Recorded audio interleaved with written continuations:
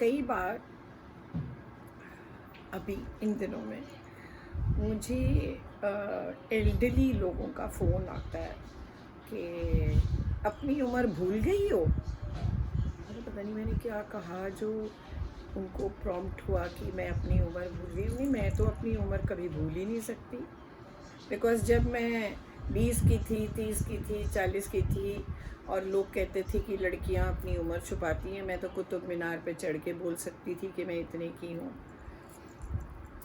तो टेलीफोन किस तरह के आए कि अपनी उम्र भूल गई हो। मैंने कहा क्यों? तो अपनी उम्र के लोगों के लिए भी तो कुछ बोलो ना। मैंने कहा क्या बोलूँ, इतने क्लाइंट्स हैं जिनकी उम्र ज़्यादा है और उनको बात भूल जाती है। वो ये भूल जाते हैं कि खाना खाया है नहीं खाया है, वो ये भूल जाते हैं चीज़ रख के, फिर वो ये भूल जाते हैं कि आज हमने कपड़े बदले थे या नहीं बदले थे।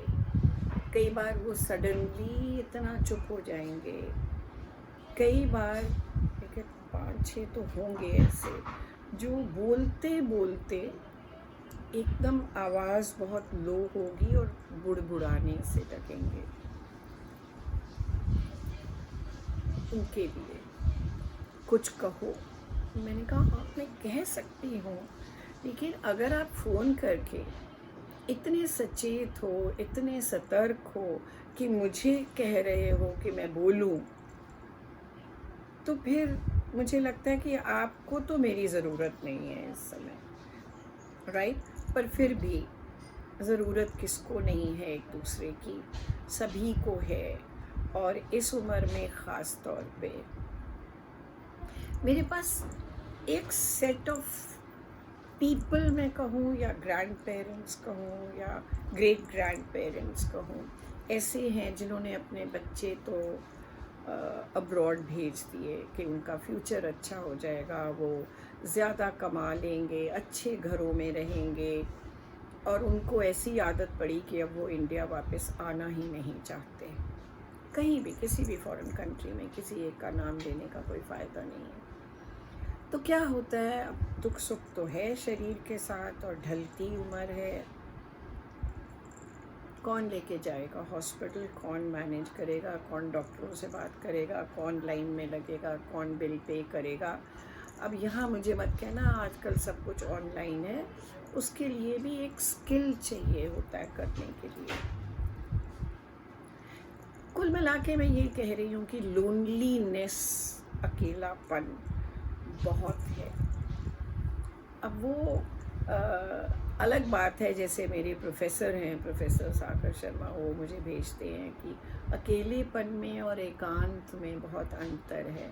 हाँ ये तो मैं मानती हूँ, एकांत में सुख है और अकेलेपन में दुख है। पर मेरा काम है आपको बताना कि अकेलापन आपकी महसूसियत है, आप महसूस कर रहे हैं, और ये अकेलापन हम बहुत बहुत कम कर सकते हैं। खुशकिस्मत वो हैं जो एक दूसरे के साथ में हैं, दोनों साथी आपके बरकरार हैं, आप एक दूसरे से बातें कर सकते हैं, साधन हैं, अगर ऊंचा सुनते हैं तो हियरिंग एड लग जाती है, कहीं आना जाना चाहते हैं तो एक दूसरे को पकड़ के आ जा सकते हैं। मैं लॉकडाउन की बात नहीं कर रही, मैं इन जनरल बात कर रही। पर अभी मैं जहाँ रहती हूँ उसी इलाके में से एक 90 साल के वृद्ध हैं जो रोज़ आना चाहते हैं और सेशन लेना चाहते हैं। तो मैं कहती हूँ कि अंकल रोज़ नहीं आना, तेरा क्या जाता है, मैं पेमेंट देता हूँ ना। सो मैंने कहा नहीं अंकल, पेमेंट की इतनी बात नहीं होती, सवाल ये होता है कि सेशंस का एक प्रभाव होना चाहिए, उसका एक असर होना चाहिए आप पर, आप उसको प्रैक्टिस करके आओ और फिर हफ्ता 10 दिन उसके बाद मुझे मिलो। मैं कहाँ जाऊँ, किसके साथ बात करूँ? बेटा बहू ऊपर रहते हैं, मेरे पास नहीं आते, मैं बहुत अकेला हूँ। आजकल तो जो मेरा हेल्पर है वो भी मेरे पास नहीं है। तो अगर मैं सोटी पकड़ पकड़ के धीरे धीरे तुम्हारे पास आ जाता हूँ तो तुम क्यों एतराज़ करती हो? इसलिए एतराज़ करती हूँ कि जैसे ड्रग्स के ऊपर हम डिपेंडेंट हो जाते हैं, ऐसे साइकोलॉजिस्ट या कोई डॉक्टर, इस तरह का स्पेशलिस्ट के ऊपर भी आप डिपेंडेंट होते चले जाओगे, और वो मुझे शोभा नहीं देता। क्योंकि मेरा इलाज जो है, मेरी जो बातें होती हैं, वो आपको सुलझाने के लिए होती हैं, आपको अपने ऊपर डिपेंडेंट बनाने के लिए नहीं होती हैं। तो ये एक बात मैं आपको कह रही हूँ। सो इसके लिए मैं ये सलाह देती हूँ कि सुबह उठो, चाय बनाओ, चाहे हाथ कांपते हैं कोई बात नहीं। ये सेल्फ पिटी वाली स्टेटमेंट है, मैं अपनी चाय खुद बनाता हूँ। तो क्या हुआ, बनाते हो तो अपने लिए बना रहे हो, बच्चों को भी बना दिया करो, ऐसी क्या बात है? ईगो लेके नहीं बैठो, अभी भी ईगो को पकड़ के बैठे हुए हो। मेरे साथ कोई बोलता नहीं है, सब बोलने को तैयार हैं। ज़रा मैं करना कम करो। तो अपनी चाय बच्चों के भी बना दो, पर ओके, अपनी चाय आराम से बैठ के पियो, पलंग पे नहीं, सोफे पे। और चाय पीने के बाद जो कपड़े अगर रह गए हैं बाहर सूखने के, उनको उतारो। सारे इकट्ठे मत उतारना, 4 ले आओ, 2 फिर ले आओ। पता है क्यों? आप चलोगे इसी बहाने, आप स्टेप्स लोगे इसी बहाने, वरना आप सारा दिन कुर्सी और या पलंग और या सोफ़ा, आपकी लेग्स में कोई मूवमेंट नहीं है। ये मूवमेंट होनी बहुत ज़रूरी है।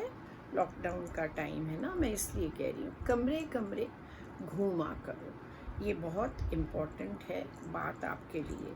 अब मैं बताऊँ क्यों। सबसे बड़ी बात गुड हेल्थ के लिए आपको कह रही हूँ, आपकी हेल्थ के लिए इस जो है वो ये है कि सर्कुलेशन, ब्लड सप्लाई, ये बहुत अच्छा होना चाहिए। ब्रेन में अगर ब्लड सप्लाई स्लो जा रही है तो आपकी थिंकिंग भी स्लो हो जाएगी, वॉकिंग स्लो हो जाएगी। तो मैंने नहीं कहा कि भाग के चलो, धीरे धीरे चलो, सोटी, वॉकिंग स्टिक, जो भी आपके पास है उसको लेके चलो, ताकि पैर स्लिप ना हो जाए। फिर बच्चों के उठने का टाइम है, किसी बच्चे को जगाओ प्यार से, और बाद में ये मत जतलाओ अब तो मेरी ड्यूटी हो गई है बच्चों को जगाना, अब तो मेरी ड्यूटी हो गई है ये करना। फ़ख्र खाओ कि इस उम्र में भी ड्यूटियाँ निभा सकते हो। ये एटीट्यूडनल चेंज होना चाहिए आप में। ये एटीट्यूड नहीं होना चाहिए कि मैं 90 साल का, मैं 80 साल की, तो मैं इतना काम करती हूँ। कौन सा काम? कपड़े डाले, कपड़े उतारे, थोड़ा घर ठीक कर दिया, चीज़ें संगवा दी, ऐसे इन्वॉल्व रहोगे तो सेल्फ एक्सप्रेशन बहुत होता है। पर मैं आज आपको बताने वाली हूँ कि अगर नहीं चला जाता और आप बैठे रहते हो तो कम से कम अपने आर्म्स की कोऑर्डिनेटेड मूवमेंट करा करो। जानते हो, सबसे पहले जो एल्डरली लोग मेरे पास आते हैं, मैं उनको पूछती हूँ आप ऐसे कर सकते हो? वो कहते हैं हाँ। मैंने कहा अच्छा करके दिखाओ।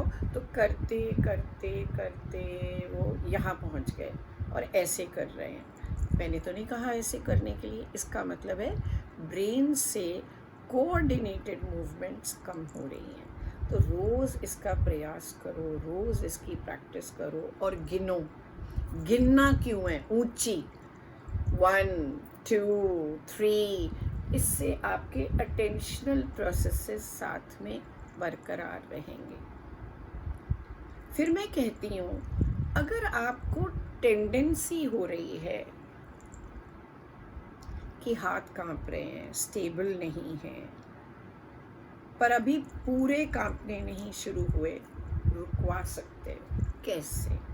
ये करो, ये करो, ये करो, ये करो। हाथ कांप रहे हैं तो शायद ये करना मुश्किल होगा। जिनको नहीं मुश्किल लग रहा वो ज़रूर करें और ये करें। काउंट करें, 1 2 3 4 5 6 7 8, 2 2 3 4 5 6 7 8, ऐसे करिए 10-10 बार। ये बहुत ज़रूरी है। अब सीखो कंप्यूटर चलाना, टेलीफोन संभालना सीखो। आपको पता है ये यूट्यूब में कैसे बनाती हूँ? मुझे तो नहीं आता, लेकिन मैं अपनी ग्रैंड डॉटर को बिठा के उससे पूछ के तो मैं कहती हूँ नहीं आप नहीं दबाओ, आप अपने आप दबा लेते हो तो मैं तो फिर आप पर डिपेंडेंट हो गई। आप मेरे से दबवाओ स्टेप्स ताकि मुझे भी आए। तो ये आप भी कर सकते हो, पक्का कर सकते हो। 2 बातें मैंने आपको आज बहुत इम्पोर्टेंट बताई हैं। एक, एटीट्यूड पॉजिटिव रखो। 2, ब्लड सप्लाई बॉडी पार्ट्स की ठीक रखो।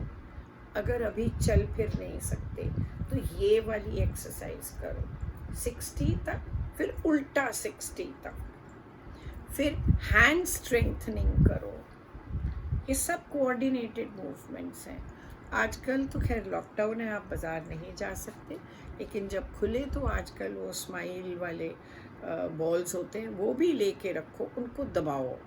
आपकी ये मसल स्ट्रेंथ जो है ये काफ़ी हद तक रिवाइव हो सकती है। और काउंट करना बहुत ज़रूरी है। आप मर्द हैं या औरत हैं, किचन से पूछ के आइए आज खाना क्या बन रहा है।